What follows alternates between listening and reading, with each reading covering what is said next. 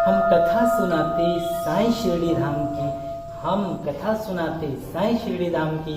ये साईं सच्चरित है, पुण्य कथा मेरे शिरडी के साईं राम की। स्वागत करता हूँ आपके अपने चैनल पे। मैं हूँ राम गुप्ता, सह सचिव श्री साईं बाबा सेवा आश्रम कलरोड कोटा से। तो हर दिन की भांति आज हम आपको श्री साईं सच्चरित अध्याय 43-44 की आगे कथा को बताने जा रहे हैं, जिसमें बाबा ने महासमाधि की ओर और 72 घंटे की समाधि का वर्णन किया गया है। बाबा की ये कथा प्रारंभ करने से पहले जयकारा मेरे शिरडी के साईनाथ का बोलिए साचे दरबार की जय, शिरडी वाले साईं बाबा की जय। बाबा की ये कथा हमें साईं धाम के संचालक श्री साईं बाबा के परम प्रिय मानस शिष्य श्री कैलाश चंद्र गुप्ता जी के आदेशानुसार साईं की द्वारका माई में सुना रहे हैं, ताकि बाबा सब भक्तों पे अपनी अपार कृपा करे और सबके कष्टों को दूर करे। तो चलिए प्रारंभ करते हैं श्री साईं सच्चरित अध्याय 43-44 की आगे कथा को। इस कथा को आप सभी पूरा सुने, बीच में बिल्कुल भी ना छोड़े और अंत में अपना नाम लिखे, ताकि हम भी बाबा की द्वारका माई में आपके नाम से प्रार्थना लगा सके। बोलिए साईनाथ महाराज की जय। पूर्व अध्याय में हमने आपको बताया था कि बाबा ने जब समाधि लिया था उस वक्त प्रलय काल के जैसा वातावरण में तांडव नृत्य का दृश्य उपस्थित हो गया था शिरडी में। वही गति शिरडी के नर नारियों के रुदन से उपस्थित हो गई। उनके इस महान दुख में कौन आकर उन्हें धैर्य मंगाता, जबकि उन्होंने साक्षात सगुण पर ब्रह्मा का सानिध्य खो दिया था। इस दुख का वर्णन भला कर ही कौन सकता है। अब कुछ भक्तों को श्री साईं बाबा के वचन याद आने लगे। किसी ने कहा कि महाराज, साईं बाबा ने अपने भक्तों से कहा था कि भविष्य में वे 8 वर्ष के बालक के रूप में पुनः प्रकट होंगे।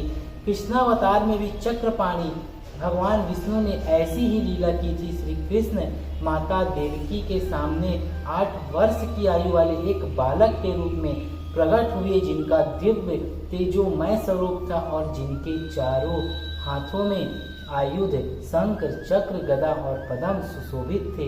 अपने उस अवतार में भगवान श्री कृष्ण ने भूभार को हल्का किया था। साईं बाबा का यह अवतार अपने भक्तों के उत्थान के लिए हुआ था। संतों की कार्य प्रणाली आगम्य होती है। साईं बाबा का अपने भक्तों के साथ यह संपर्क केवल एक पीढ़ी का नहीं, बल्कि पिछले कई जन्मों का संपर्क था।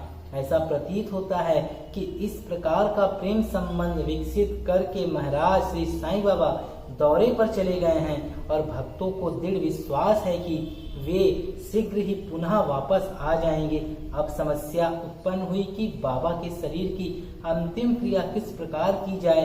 कुछ लोग उन्हें यवन कहने लगे कि उनके शरीर को कब्रिस्तान में दफन कर उसके ऊपर एक मकबरा बना देना चाहिए। खुशाल चंद और अमीर शक्कर की भी यही धारणा थी, परंतु ग्राम अधिकारी श्री रामचंद्र पाटिल ने दृढ़ और निश्चयात्मक स्वर में कहा कि तुम्हारा निर्णय मुझे मान्य नहीं है।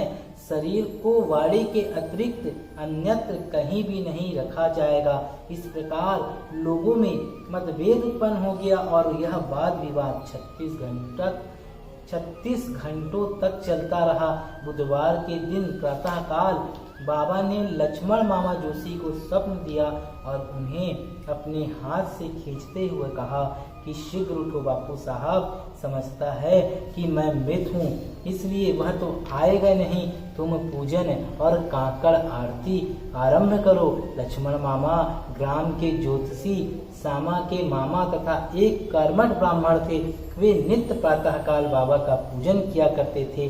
तत्पश्चात ही ग्राम के देवी देवताओं का उनकी बाबा पर दृढ़ निष्ठा थी, इसलिए इस दृष्टांत के पश्चात वे पूजन की समस्त सामग्री लेकर वहां आए और ज्यों ही उन्होंने बाबा के मुख का आवरण हटाया तो उस निर्जीव अलौकिक महान प्रदीप्त प्रतिभा के दर्शन कर भी स्तब्ध रह गए, मानो हिमांशु ने अपने पास में आबद्ध करके जड़वत बना दिया हो। स्वप्न की स्मृति ने उन्हें अपना कर्तव्य करने को प्रेरित कर दिया और उन्होंने मौलवियों के विरोध की कुछ भी चिंता न कर विधिवत पूजन और काकड़ आरती की। दोपहर बापू साहब जोग भी अन्य भक्तों के साथ आए और सदैव की भांति मध्याह्न आरती की बाबा के अंतिम श्री वचनों को आदर पूर्वक स्वीकार करके लोगों ने उनके शरीर को बूटी बाड़े में ही रखने का निश्चय किया और वहां का मध्य भाग खोदना आरंभ कर दिया। मंगलवार की संध्या को राहाता से सब इंस्पेक्टर और भिन्न भिन्न स्थानों से अनेक लोग आकर वहां एकत्र हुए और सब लोगों ने उस प्रस्ताव को स्वीकार कर लिया। और दूसरे दिन प्रातःकाल बंबई से अमीर भाई और कोपर गांव से मामलेदार भी वहां आ पहुंचे। उन्होंने देखा कि लोग अभी भी एक मत नहीं है।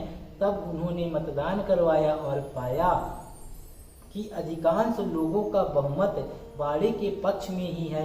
फिर भी वे इस विषय में कलेक्टर की स्वीकृति को अति आवश्यक समझते थे। तब काका साहब स्वयं अहमदनगर जाने को उद्धत हो गए, परंतु बाबा की प्रेरणा से विपक्षियों ने भी अपना प्रस्ताव शहर स्वीकार कर लिया और सब ने मिलकर अपना मत भी बाड़े के पक्ष में दिया।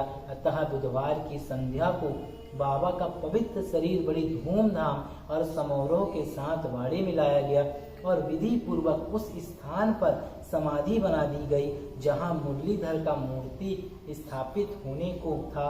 सच तो यही है कि बाबा मुरलीधर बन गए और बाड़ा समाधि मंदिर एवं भक्तों का एकमात्र देव स्थान जहां अनेकों भक्त आया जाया करते और अभी भी नित्यपति वहां आकर सुख और शांति प्राप्त करते हैं। बाला साहेब भाटे और बाबा के अनन्य भक्त श्री उपासनी ने बाबा को विधिवत अंतिम क्रिया की जैसा प्रोफेसर नारके को देखने में आया।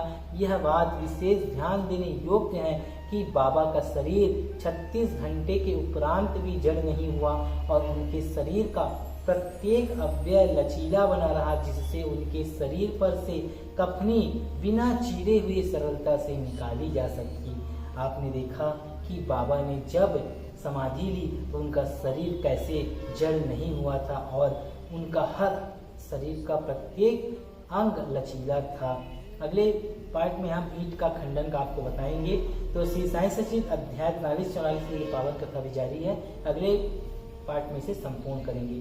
आप लोगों से आग्रह, अगर आप सभी इस चैनल पे नए हैं तो सब्सक्राइब कर लीजिए, बेल आइकन को ऑन कर दीजिए सर्वप्रथम बाबा के इस कथा को प्राप्त करने के लिए, ताकि साईं आपके जीवन में आए कष्टों को दूर करे। फिर मिलेंगे अगले वीडियो पे, तब तक के लिए ओम साई राम।